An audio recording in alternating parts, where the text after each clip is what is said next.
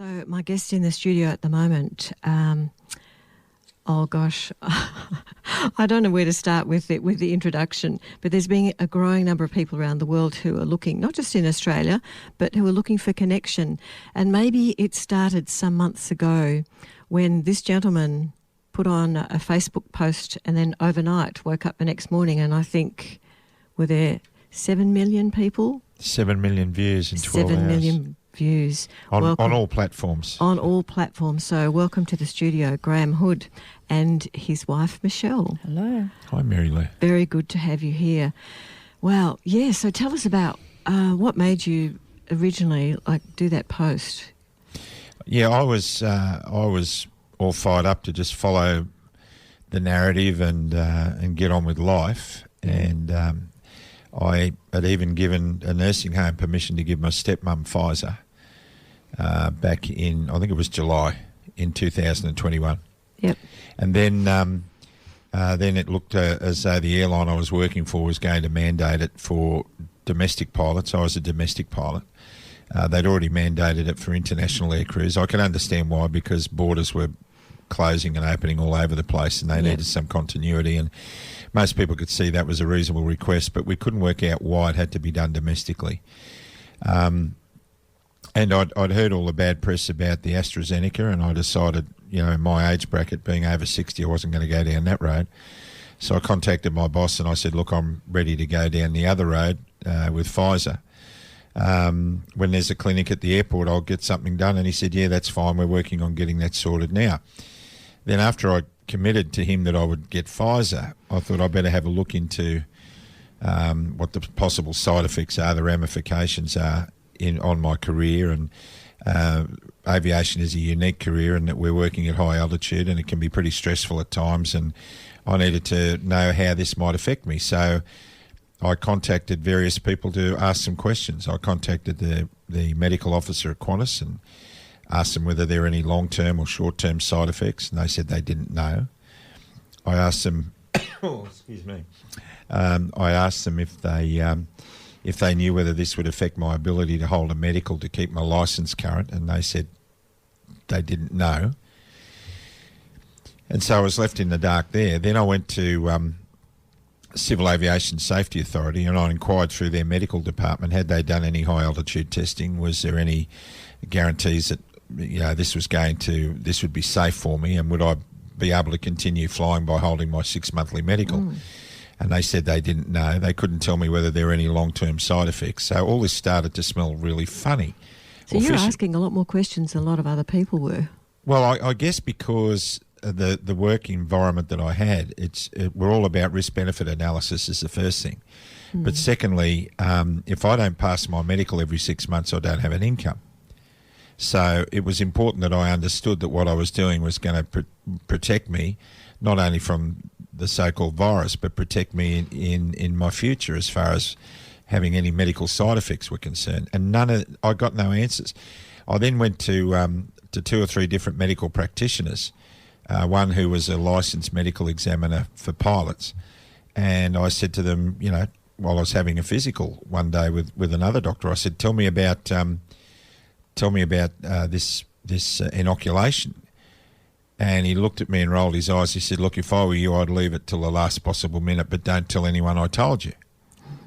And the minute I heard that, I asked the question, well, why can't I tell anyone you told me? And he said, well, I can be deregistered if I look like I've been playing against the narrative. And that really got me smelling a rat in the cheese factory, which is a term I've used a fair bit. So then I started to go into mainstream media, and I went to ABC iView, and I looked at a couple of Four Corners on vaccinations. And what I saw was really showing me that this was appearing more and more like some kind of a con. I then delved into the possibility of getting a cure if I brought it home from work and gave it to Michelle, who's got a very bad asthma. If that happens, we need to know that she's going to be okay. And so I looked at cures, and I Googled cures for COVID, and Dr. Peter McCullough came up straight onto the top of the list. And we looked at that, and we found out that this is eminently fixable. with very basic treatments. And then I started to ask the question, well, if this is eminently fixable and Dr. Peter McCullough has got an unblemished record in curing people from COVID through his basic treatments, he's also the most widely read specialist in the field. I think he's published over 83 peer-reviewed papers on the subject. Why is he being ignored? Why is he being censored? Why aren't we? And if there is a cure for this, then how can there be an emergency authorisation for this inoculation? There can't be, because legally they can't apply it, emergency authorisation, if there's a registered cure. And then lo and behold, they started banning the cures, which are some of the safest medicines on earth. So now I'm in this position where I can see clearly that I was being misled. Yeah. I can see clearly so then when did you decide then to do the post?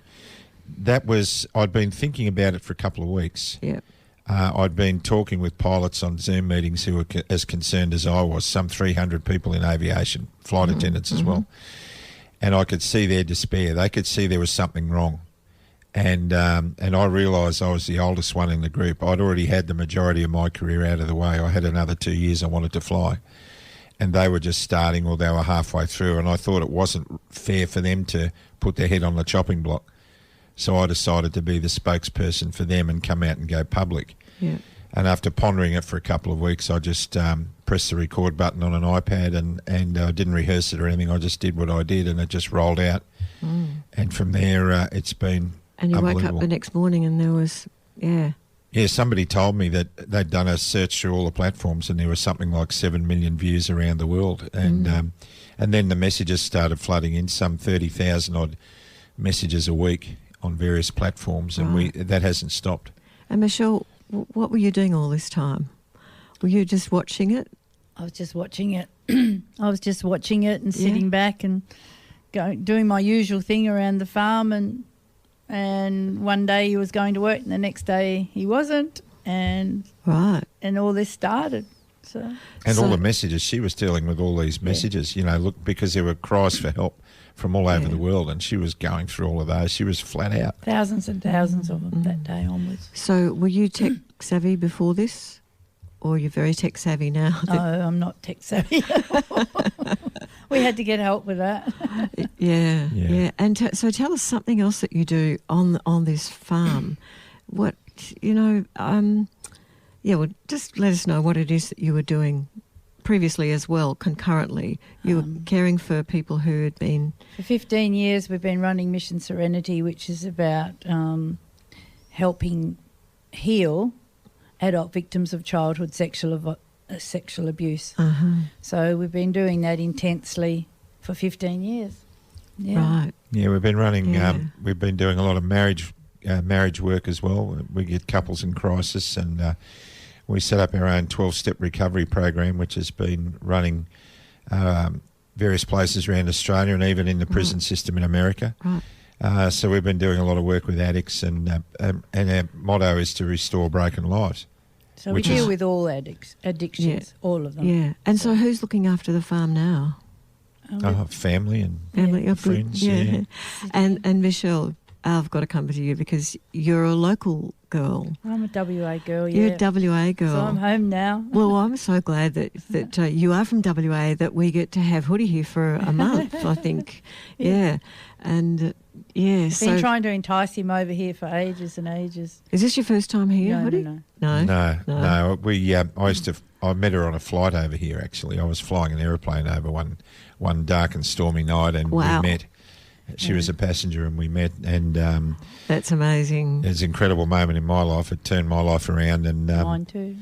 it's been great. So we Michelle's got her 4 kids over here and 16 grandkids, and I've got 2 kids on the East Coast, right, and 5 grandkids over there with them. And so coming over here was something we wanted to do for a long time, but a certain premier over here, who's, in my opinion, gone rogue, has affected so many people's families. But now that's we had COVID, we had immunity registered through our blood tests, and we've got till apparently the 21st of July when we automatically stop having immunity apparently.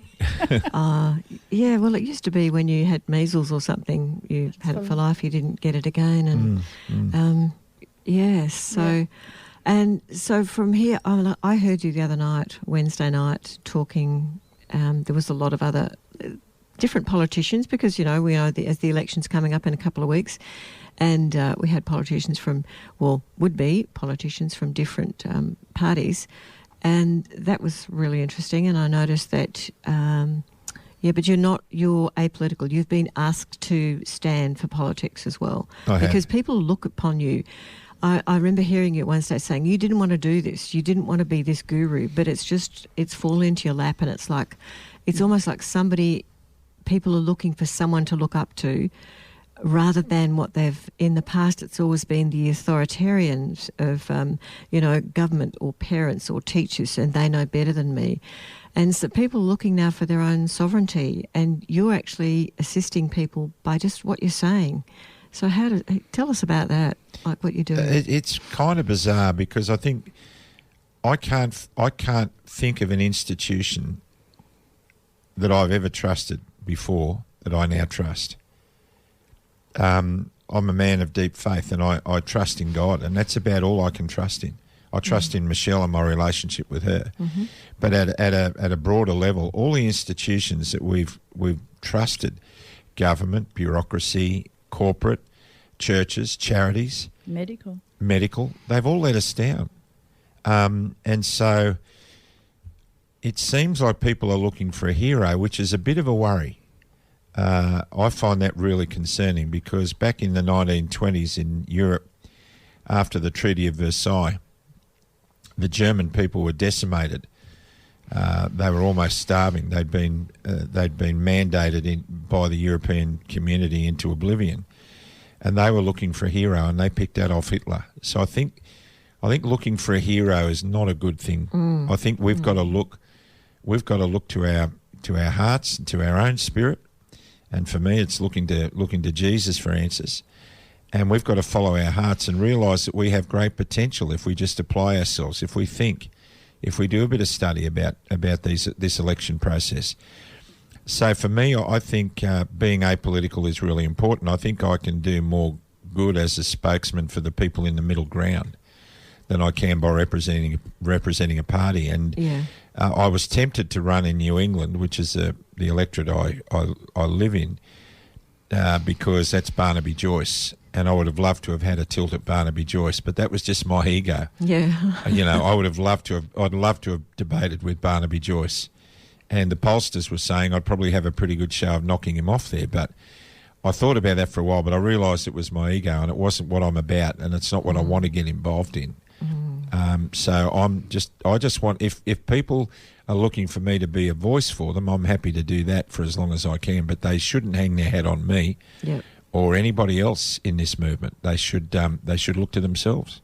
So Michelle, when you met on an aeroplane like 16 years ago, so what changed in your life? Obviously you got married. Everything changed in my life. I packed up and left WA to move over to the Gold Coast to be with him within 6 weeks, and we've been together. So how do you meet a pilot on a plane when you're a passenger? I went to the toilet. And whilst I was in the toilet in the forward galley, he came out of the cockpit and had to wait for me to come out of the toilet. Oh my goodness. So I was waiting to go into the toilet and she came out. The minute I saw her, my eyes burst open and I stopped breathing for a minute. She just looked amazing. There was something about her that I just was really attracted to, and we started a conversation. I couldn't go back into the cockpit because there was no one to guard the door for security reasons. The flight attendant had pushed one of the trolleys into the aisle. And I couldn't go back to my seat because of that. So we were stuck there. Stuck there talking. And we had 10 or so minutes in the forward galley area waiting for someone to come and be able to let me in. And we deeply shared a whole lot about our lives in that 10 minutes. And when I went back onto the flight deck, the first officer said to me, "You okay? You look different." I said, "Oh dear." I said, "I think I've fallen in love with somebody." It was that quick. And he said, "What, a flight attendant?" I said, No, a passenger." And, And he we laughed met at the you? next day. I had 24 hours in Perth. We met the next day, and it was incredible. And we've started a lifelong conversation back then, and we're living in that now, and it's just beautiful, absolutely beautiful.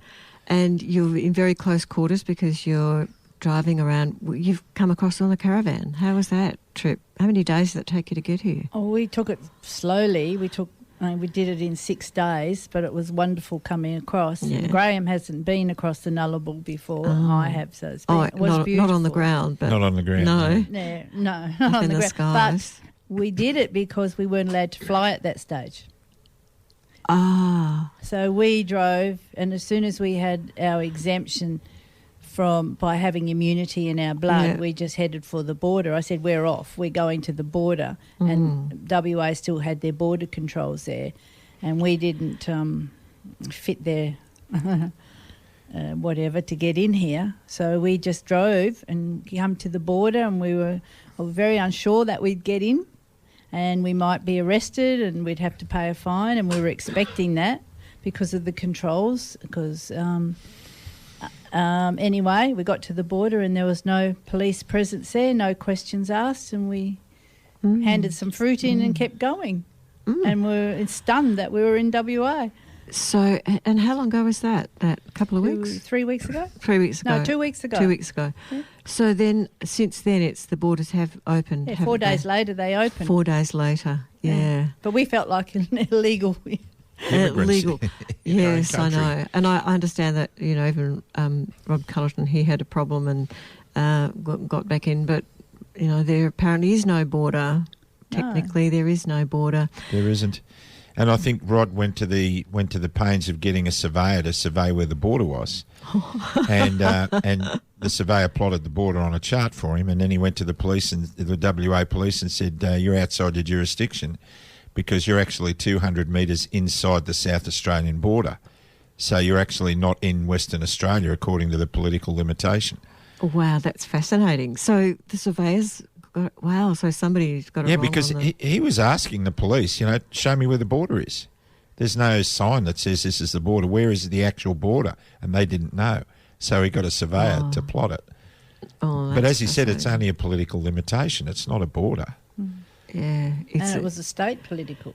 so there's state no political fence. There's no implication. fence or nothing. Not like Mexico No, trying to build a fence. no Great Wall, although I'm sure McGowan would love to build one. Yeah, I'm sure a lot of people would like to build a wall around McGowan too. But anyway, I won't get too political. No, we better not get no. That's. I think we'll probably play a bit of music and then we'll come back. Well, yes, you're listening to Radio Fremantle 107.9 FM, and we're streaming all around the world at radiofremantle.com now.au because we've got an updated website, and the time is 11:38, and I have guest in my studio, Graham Hood, and his wife Michelle Hood, and we're talking about all sorts of things like why he stopped being a pilot for a big Australian airline, and so the effect it had on him. And he's over here in Western Australia because his wife, thank goodness, Michelle, brought him over here because she's a local girl. And tell us, Hoddy, where are you? There's lots of things happening, isn't there? Like there's a big rally about to happen in Perth. I think it's Saturday. On Saturday the 14th, yeah. It's part of a national capital city rally with some regional centres involved as well. This is massive. This is a week before the election. And there are millions of people in Australia who aren't happy. Literally, there are millions, because we've seen in previous rallies around the nation. Tell me, Canberra. You were at Canberra. Yes. A lot of people don't even know that existed. I know, isn't it strange? Can you tell us It's about- been recognised. Chris Uhlmann, the political editor for Channel 9, said I think he said it was the largest rally since the Vietnam War in Canberra, and I think it topped that. I know for a fact there was something like 1.2 million extra cars drove into Canberra the Friday before that rally. That was from the AFP. The Federal Police told us that we were liaising with them about safety and security and things for people who were there. Yep. That was massive. That was an incredible event, and the fact that it got no mainstream coverage to speak of says a lot about the issues that we have in this country now. The fourth estate and not being the fourth estate. they're not doing what they're meant to do, and that's hold our systems to account. It was incredible, but it has been said statistically in Australia that when 3.5% of the population, and this is since 1900, when 3.5% of the population protests peacefully, then governments change. Well, 3.5% of the Australian population is 760,000, and we see those rallies regularly, those attendances in Melbourne alone. So I think that regularly in some of when the big rallies are on, we're seeing more than 1.5 million people around Australia in protest. So this Saturday is vitally important, and we're urging everybody to get there, to keep it peaceful, to keep it calm, which they all have been. They've all been approved by the authorities. The rallies are legal, and it's a great place for people not only to voice their concerns in a rational manner, but also to see the number of ordinary, everyday people in the middle ground that they're not alone. That they're not alone, and they're connected. And we found the rallies. We spend 3 to 4 hours after we speak at the rallies, praying with people and meeting them individually, hugging them, getting selfies with them, and connecting with them. And that's the reason we go to the rallies. It's not actually to do the speaking, but be with these beautiful people. So this Saturday, we're putting it out there for everybody. Yeah. If you've been one of the 90% of people who think that the rallies are worth doing and people should go to them, but you don't go, this Saturday is the one you really need to go, because I think our grandkids are going to ask us one day, where were we on the 14th? On the 14th of May. On the 14th of May, where were you when that happened? At Forest Place. Forest Place. 12 o'clock. Yeah, and we need to be able to tell our grandkids we were there for their freedom. Yeah. And this is what we need to stress. This is not an anti-vax rally. It never has been. This is a pro-freedom, pro-choice rally. We're losing our freedoms rapidly in our country, and we have to stand up and say we're not going to have that happen. Wow. So now you were going to go to Bunbury, but that's not happening anymore. So you've got a few other things on this weekend. And what's happening, Michelle? And then Mandurah. She's keeping the diary. On the 15th, you've got on something the 15th in Mandurah? at 3 p.m. we're on the Mandurah foreshore. Graham will be talking down there, and on the Sunday morning we're at CRC Christian Revival Church in Wangara, 9 a.m. That'll be a spiritual gathering. I'll be preaching there. Great. Which I love to do as well. And a lot of people attend those kind of gatherings with us. Even people who don't believe in God come, and they're looking for. I guess a lot of people see something in me that they like, and I keep deflecting that to Jesus, because my own peace and serenity in my life comes from a relationship with Him. And a lot of people have said to me, look, I don't believe in God, but I can't sleep at night unless I hear you pray at the end of your lives. So that's telling me that a lot of people are looking for answers. I think in this world that is getting continually darker by the minute, people are looking for light. Well, I think maybe it's, one thing is you're tall, you're strong in what you say, you don't flinch, and you've got a lot to say, but you say it with conviction, and you don't say it from an ego point of view. You're coming from your heart, and people can pick that up, and sometimes they don't even know that that's what it is. It's coming from the heart. They just know there's something about you that they believe what you're saying. People are looking for hope, love, and connectivity. Yeah. And so what do we do in the future? How do we see this panning out? What can we do? Well, we've got to look for solutions, because people asked me at the Darlington Hall last night. We had a beautiful gathering there of 300 odd people. It was just beautiful. We talked for 2 hours. It was great. And people asked the question, what does victory taste like? And I said, look around you. That's what it looks like. And there was just 300 people looking at each other and saying, we're community now. We don't know what the outcomes will be of all these different things that are coming down the pipeline at us. This pandemic is burning itself out. There's no doubt about it. The sooner we all get it and get it over and done with, the better. But there's climate change, and there's other agendas coming, and there'll be draconian measures brought in for our so-called safety. And we need to be all over that stuff. This is an ongoing battle. There is a battle between good and evil going on in the world now. There's no doubt about that. And I think most people would recognise that, and we have to choose which side we're going to be on. So for me, that's represented by building good, strong communities where people are connected in a compassionate way, where they are looking out for each other. We used to live like that in Australia. Yes, I know. So we've set up Hoodies Heroes, which is an amazing group.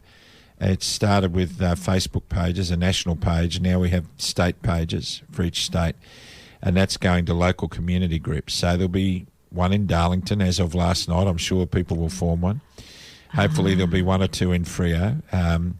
There's already several active groups. There's one active in Albany and the Great Southern. We call it Albany in Western Australia. Albany, darling. I always get a rise out of Michelle when I say Albany. Albany. It's terribly British. Albany is very British. Yes, of course. But we just see these communities building at a rapid rate. So they're organising social get-togethers. They're organising working bees to help each other out. People are, donating financially to their neighbour if they need a bit of help. People are doing community gardens. We're going back to a future because there was a time in Australia when that's how we lived because we had to survive. And whether we like it or not, segregation, I think, is going to be something we may well have to live with. And in order to live in a segregated society, we need to get all our ducks in a row, and we need to share the compassion that we have for community, not only with those in that segregated society, but those who are segregating as well. Because I think we can lead the way back to our future in Australia. So we've seen people getting employed through Hoodies Heroes. There are companies now that are saying, look, we're going to employ people who have been mandated out of their jobs because we think they need employment, and then those businesses are then supported by people who've been segregated. And what we're finding more and more is that even people who've gone along with the mainstream narrative and the mandates are seeing losses of freedoms, and they're joining the movement as well, and they're welcome.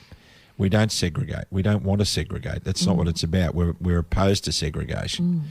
So these Hoodies Heroes local community groups are going to be leading the way all over the country. And there are other groups going already. I think there's Good Samaritans and people like that are doing great work as well. Yeah. Well, there's a woman in America, Kim Gogan, and she's United, it's called Life Force United Network News, and they talk about the communities and getting them started. And it's getting community gardens, getting, if you want to start a social club, if you want to start a youth club. I heard you mention that. I think once if you want a youth club, then let's start that in the Hoodies Heroes. And talking to Judy Weilerman the other day, and she said, tennis club, where you can go to tennis club. I've found myself returned to dance classes last week and was very sick the next day. And that was not because I was the only person there who probably had chosen not to take the poison. Yeah. And I was affected by everyone who was there. Yeah. And that upsets me a lot. I know a lot of friends who have been mandated. They're taking solutions for that. They're taking medication for that, not pharmaceutical products, and they can actually reduce that toxin out of their body. But a lot of people who haven't done any of that, it does affect you. And when you're very sensitive, then like you two as well, I can tell. Yeah. When you came in here, Hoodie, and you were yawning away, and it's like, oh gosh, he's clearing the energy. That's great. Thank you. I'm just tired. But, to be honest with you, the solutions are out there. Yep. And they're simple solutions. And if we're solution orientated in what we do with Hoodies Heroes, then we're guiding people to a place where they realise that they do have immense control over their lives. And the reason that we're doing this is, as I said, we've lost faith in our institutions. There's no one we trust anymore. And we've got to start building alternative institutions within the group that can sustain us into the future. And I think that's highly likely. I mean, we're seeing homeschooling networks setting up. We're seeing alternative medicine setting up, totally out from under the APRA umbrella, which is not an umbrella. It's an octopus with tentacles. It's a ghastly beast, is APRA. And we're seeing a lot of alternative processes being organised and set up by these communities, and we want to share those initiatives so people can grow with them and do these things for the benefit of everyone involved. Our kids are going to be looking for us to leave them with something other than this materialistic incredibly egotistical, self-centred society that we've grown into. I mean, It is. Yeah. who wants to go back to the old normal? It was terrible back there. Yeah. You know, we live through digital media and social media, and we talk with our thumbs, and kids aren't allowed to play and build cubby houses, and kids are kept in sterile environments, and their psychology is suffering, and, you know, we're living in this stressful cesspit. We've got to go back to something that's more sustainable. You're listening to Show Up, Stand Out. This is Mary-Lucille, and I have two disruptive creatives. That's what I call all my guests here, because I only invite disruptive creatives into the studio. And this is Graham Hood and Michelle Hood. And, yeah, so what are we going to talk about again? We did say, now, what haven't we mentioned? We mentioned the Hoodies Heroes. We mentioned the rallies. I know what. I wrote it down here. I know. Memorabilia. People have asked you for memorabilia. Oh, yeah. They want coffee mugs. They want T-shirts. It's bizarre, isn't it? Yeah, it is. But, you know, that's part of what you talked about before, this bizarre society where people want it. But it's great. Yeah, they want to feel connected. And Yeah. so we fished around for some methods to get some T-shirts and memorabilia out to people who wanted that. And we were looking for value for money, for one. We didn't want people paying a fortune for T-shirts and things like that. And we found a really nice compromise there. So if people are members of Hoodies Heroes, and they can be easily, what you do is you go to the Hoodies Heroes Facebook page and you answer 3 very basic questions, and you agree to abide by the rules of the group, because we're trying to keep trials So I'm out. a member already if I've joined, because I've joined. Yeah. Yeah. Oh, cool. So Yeah. you're a member already. So if you're a member, you'll find a link there to some of the memorabilia that's scroll available. down a bit. I have to scroll down because it was put up, and I haven't renewed it today because it hasn't been boosted yet. Right. Lee Okay. has to boost it to put it up the top. Yeah. On every state page, and it's a link to Redbubble. Or you could go to Redbubble Okay. and search Hoodies Heroes in that. Okay. In I'm Redbubble. so glad you're here. So you could go So to you are Redbubble. tech savvy. Mhm. You said you weren't. Look, She's yeah. learning quickly. It's like Learning it quickly. is. It's a massive learning curve, isn't it? So- And I think there's some sort of block there. It's like, oh no, because So- you know. The direct link is actually on the Hoodies Heroes state pages and national page, but you'd have Great. to scroll down until Lee boosts it up for us, up to the top, which I must get him to do, or go to Redbubble and put in a search for Hoodies Heroes, and all the paraphernalia that we sell is Okay. on there. There's Yeah. 32 items, I believe. I At the believe moment. from 32 T-shirts to shower curtains, would you believe? shower curtain. What Phone about a shower covers. cap? I'd get a shower cap. The shower cup, there's That would be there's cool. clocks even. There's Hoodies Heroes clocks. I mean, it's incredible. But anyway, Oh, so is this somewhere where Redbubble or something like that, they have all this memorabilia? You can choose what you want to Exactly. put your name on. Yeah. yeah. And who made the decision about what you would put on there? Did the general public, or did you? Well, people were requesting. They They wanted requesting. T-shirts, they wanted cups, they wanted Stickers, bumper stickers. So stickers. stickers Bumper are up stickers. there and things like that. So the people of Australia asked us for stuff, so we just looked. Yeah. And so when you leave Western Australia, oh, Michelle, you I don't wanna leave leave. Western Australia. I know you don't want to leave. You guys are making this very difficult for me. I don't want to leave. Good.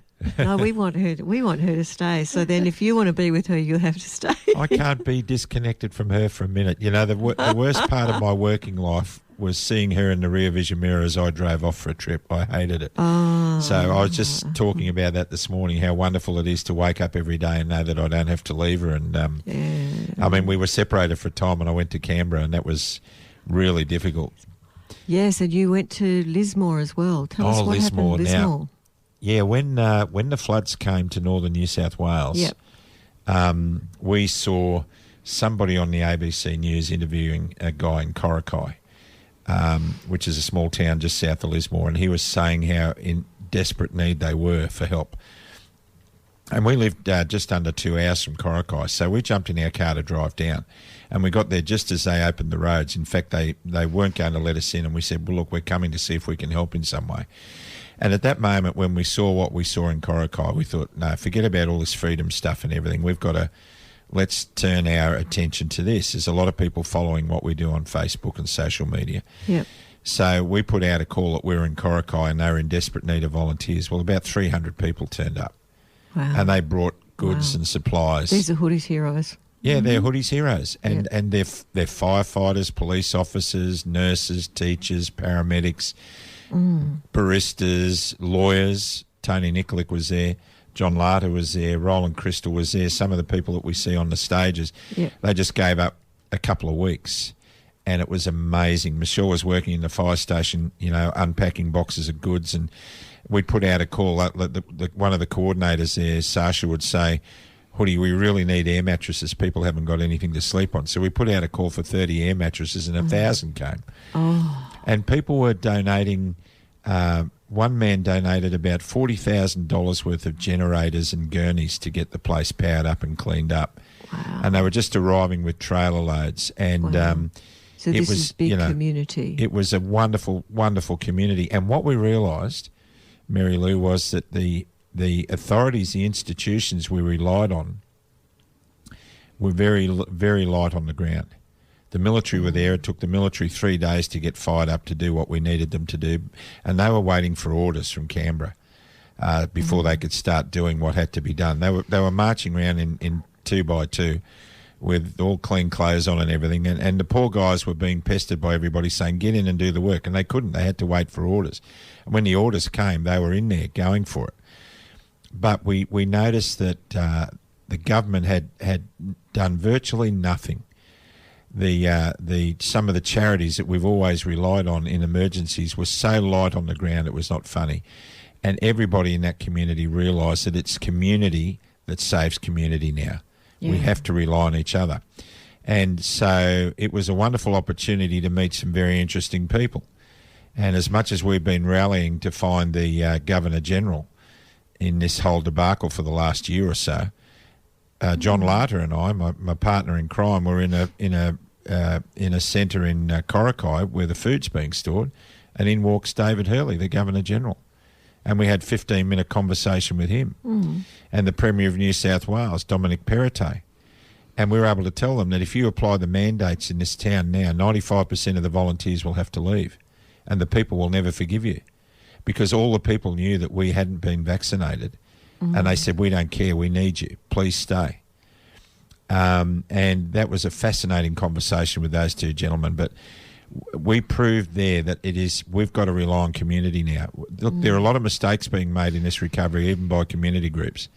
There's a thing they call the second disaster, which is when these towns are flooded with goods and supplies that they can't handle, and most of it ends up in landfill. You get a surplus of stuff. But it has to be managed, and these people are going to need our community support for a year or 18 months to get their towns back at least. So we have to stagger it, which is what we're doing now. But it's a shining example of how community needs community in order to survive. Wow. Well, it's been wonderful having you come to the radio. Thank you so much for coming in, Hoodie and Michelle, and I'm very grateful that you didn't go to Bunbury now that you... Well, that's your fault because you met us at... We're heading there Monday. We've got a big... heaps to do down there. Yeah, Monday. Albany's going to be huge as well, but, we've still got a lot of time left in WA, and there's so many events being planned. Well, I see that Judy Weilerman and her crew, they're down in Albany today, around that way, Denmark. Yes, doing the country. And, it's great that people are coming together as a community and...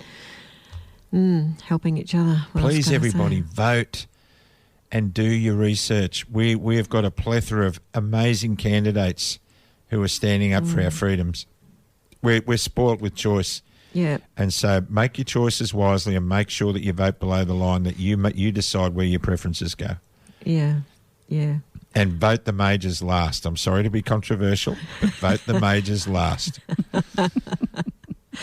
Thanks, Hoodie. Okay, well... Thanks for what? Getting you into trouble.